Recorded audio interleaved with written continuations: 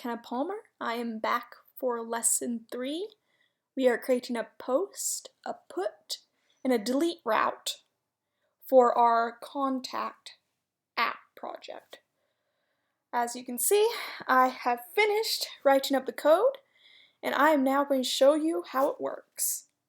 Let's start our web service. Good, it's listening on port 8080, which is great. Now I want to test the routes. So I'm going to use a REST client of Postman to test these routes. So once again, I will put in the localhost 8080/contacts, and this will bring up all the contacts.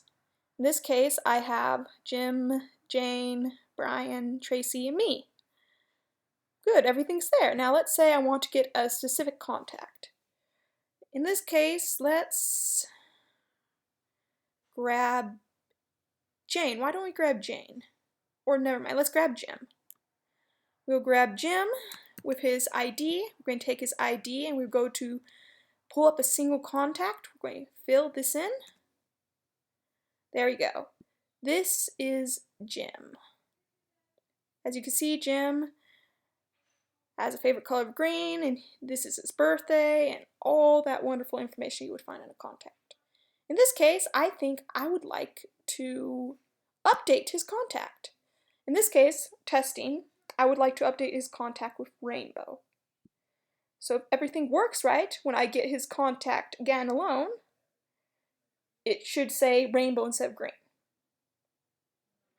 Look at that! His new favorite color is rainbow. So my put route or update route is working, and it will update only the field that is given, which is great. I mean, I could have had it update the whole document each time, but in this case, I want to be prepared for later in the semester when we most likely would want it only to update one of the fields, not all of them at once. Well, that's great. Everything works great. You know what? I think I want to add a new contact. Now, I've prepared this in advance. I want to add the contact of Harry Potter, the boy who lived. As you can see in my get contacts, he is not there yet. So this route, my post route, should add him. I'll run it. I got acknowledge true, and look, he has this new ID, 6339E, blah, blah, blah. Regardless, when I do get all contacts now, and I run it, I scroll to the bottom. There he is! He's added here. Looks so nice. But in this case, you know, Harry Potter is not a real person. I'm not sure I want to have in my contact list. And so I'm going to check my delete route.